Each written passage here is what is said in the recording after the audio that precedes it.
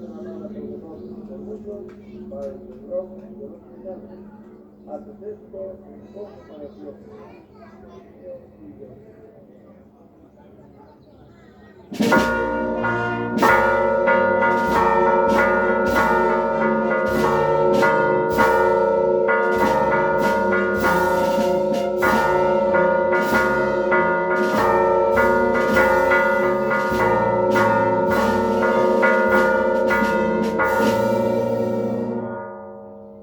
Este es el sacramento de nuestra fe.